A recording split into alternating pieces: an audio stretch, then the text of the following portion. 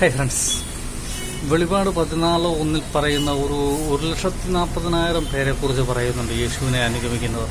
അവർ ആരാണ് എന്നുള്ളത് സത്യത്തിൽ വളരെ വിവാദപരമായ വിഷയമാണ്. പല സഭകളും പലതരത്തിലുള്ള നിലപാടുകളാണ് അതിന് സ്വീകരിച്ചിരിക്കുന്നത്.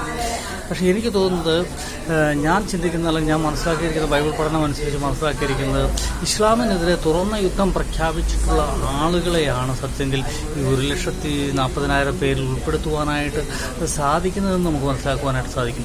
നിത്യപ്രകാശമായി യേശുക്രിസ്തു ലോകത്തിലുണ്ടായിരിക്കുകയും ഒരു വ്യാജ പ്രവാചകൻ ഭൂമിയിലേക്ക് വരികയും യേശുക്രിസ്തു ദൈവമല്ല, കേവലം മനുഷ്യനാണെന്നൊക്കെ പറഞ്ഞ് പ്രചരിപ്പിക്കുകയും യേശുക്രിസ്തു പഠിപ്പിച്ചതിന് നേർവിപരീതമായിട്ടുള്ള കാര്യങ്ങൾ പറഞ്ഞ് പഠിപ്പിക്കുകയൊക്കെ ചെയ്തുകൊണ്ട് ലോകത്തിലേക്ക് കടന്നു വന്നിട്ടുണ്ട്.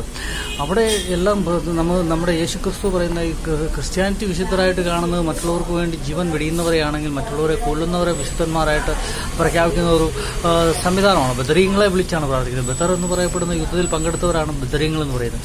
ബദർ എന്ന് യാതൊരു പ്രകോപനമില്ലാത്ത ഒരു ജനതയെ കൊള്ളയടിക്കുക എന്നുള്ള ലക്ഷ്യത്തിന് വേണ്ടി മാത്രം ആക്രമിക്കുകയും അതിനുശേഷം അവിടെയുള്ള ഉറങ്ങിക്കിടന്ന പുരുഷന്മാരെയെല്ലാം കൊല്ലുകയും അതിനുശേഷം സ്ത്രീകളെയെല്ലാം പിടിച്ചുകൊണ്ടു പോരുകയും ആ സ്ത്രീകളെ ആ രാത്രിയിൽ തന്നെ ബലാത്സംഗം ചെയ്യുകയും അവരുടെ ഭർത്താക്കന്മാരെ അടിമകളാക്കി കെട്ടിയിട്ടിട്ട് അവരുടെ മുന്നിലിട്ട് ബലാത്സംഗം ചെയ്യുകയും ചെയ്ത ആളുകളാണ് ഈ പറയുന്ന ബദർ യുദ്ധത്തിൽ പങ്കെടുത്ത വ്യക്തികൾ. ഹംസയൊക്കെ ചെയ്തിട്ടുള്ള ക്രൂരതകൾ പറയുകയാണെങ്കിൽ നമുക്ക് ഹിന്ദു പുരാണങ്ങളിൽ പറയുന്ന അസുരന്മാർ പോലും അതിൽ നീതിബോധമുള്ളവരും സത്യസന്ധരുമായിരുന്നു എന്ന് നമുക്ക് മനസ്സിലാക്കാൻ സാധിക്കും. അവരെ വിളിച്ചാണ് പ്രാർത്ഥിക്കുന്നത്, ബദരീങ്ങളെ എന്ന് വിളിച്ച് പ്രാർത്ഥിക്കുന്നത്. അപ്പം ഈ പ്രസ്ഥാനം ദൈവികമായ ഒരു പ്രസ്ഥാനമാണെങ്കിൽ ദൈവികം എന്ന് പറയപ്പെടുന്ന പ്രസ്ഥാനം എന്താണ്, ദൈവികത എന്ന് പറയപ്പെടുന്നത് എന്താണെന്ന് നമുക്ക് സംശയം തോന്നും. ഇതൊരിക്കലും ദൈവികമായ ഒരു പ്രസ്ഥാനമല്ല എന്ന് ഒരു 10 വയസ്സുള്ള ഒരു കുട്ടിയുടെ നീതിബോധത്തിന് പോലും മനസ്സിലാക്കുവാനും സാധിക്കുന്നുള്ളൂ.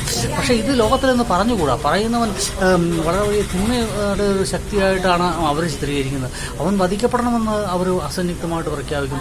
അതുകൊണ്ട് തന്നെ ജീവൻ പണയം വെച്ച് കൊണ്ട് മാത്രമേ ഇങ്ങനെ ഒരു പ്രസ്താവന നമുക്ക് നടത്തുവാനായിട്ട് സാധിക്കുകയുള്ളൂ.